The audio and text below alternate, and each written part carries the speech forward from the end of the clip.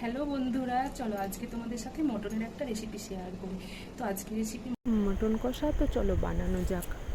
তো চলো রেসিপিটা এবার শুরু করা যাক। তো প্রথমেই তোমাদের একটু মটনটা দেখিয়ে দিলাম। তারপরে এই যে দেখো কী কী নিয়েছি পেঁয়াজ কুচি, নিয়েছি দুটো ছোট ছোট আলু কেটে, আর নিয়েছি টমেটো কুচি আর আদা রসুন। তারপরে গ্যাসের ফ্লেমটা অন করে কড়াইটা একটু ভালোভাবে গরম করে নিয়ে কড়াইতে দিয়ে দিলাম সর্ষের তেল। তারপরে দিয়ে দিলাম আলুগুলো, এবারে একটু নাড়াচাড়া করে তারপরে দিয়ে দিলাম নুন। এবার একটু ভালো করে আলুটা ভেজে নেব।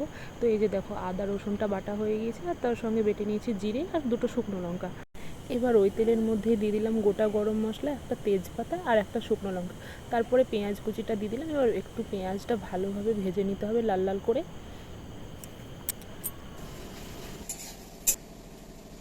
পেঁয়াজটা ভাজা হয়ে গিয়েছে এখন।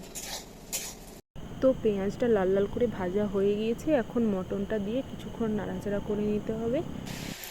তোমাদের কার কার মটন খেতে ভালো লাগে অবশ্যই কমেন্ট করে জানাবে। আমার তো মটন খেতে ভীষণই ভালো লাগে। এখন দিয়ে দেবো আদা রসুন বাটা, জিরে শুকনো লঙ্কা বাটা, হলুদ গুঁড়ো, আর দেবো ধনের গুঁড়ো। তো মশলাগুলো দেওয়া হয়ে গিয়েছে। এখন মটনের সঙ্গে মশলাগুলো একটু ভালোভাবে নাড়াচাড়া করে নেওয়ার পরে এবারে দিয়ে দেবো স্বাদ মতো নুন। তো নুনটা দেওয়ার পরে এবারে ভালোভাবে মটনটাকে কষিয়ে নিতে হবে যতক্ষণ না মটন থেকে তেল ছাড়ছে। এখন ঢাকা দিয়ে অনেকক্ষণ কষিয়ে নিতে হবে।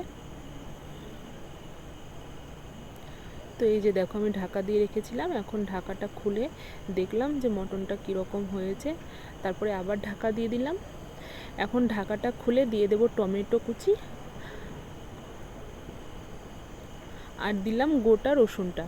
তারপরে আবার কিছুক্ষণ ঢাকা দিয়ে রেখেছিলাম। এবারে ঢাকাটা খুলে দিয়ে দিলাম গরম মশলা, আর দিলাম ওই একটুখানি চর্বি ছিল সেটাই, আগে দিইনি যদি গলে যায় তার জন্য, আর দিলাম ভেজে রাখা আলুটা। এবারে আরেকটু ভালোভাবে কষিয়ে নিতে হবে। এবারে প্রেসার কুকারের মধ্যে মটনটা দিয়ে দেবো। তার জন্য প্রেসার কুকারে প্রথমেই দিয়ে দিলাম একটু ঘি, তারপরে দিয়ে দিলাম মটনটা দিয়ে, তারপরে 4টে সিটি দিয়ে নিয়েছি। তো এই যে দেখো মটনের কালারটা কি সুন্দর এসছে। আমি কিন্তু আজকে কাশ্মীরি লঙ্কা ব্যবহার করিনি, তাও দেখো কালারটা কি সুন্দর এসছে। তো আজকের ভিডিওটা এখানেই শেষ করছি। আমার ভিডিও যদি তোমাদের ভালো লেগে থাকে তাহলে অবশ্যই আমার চ্যানেলটা সাবস্ক্রাইব করে দেবে।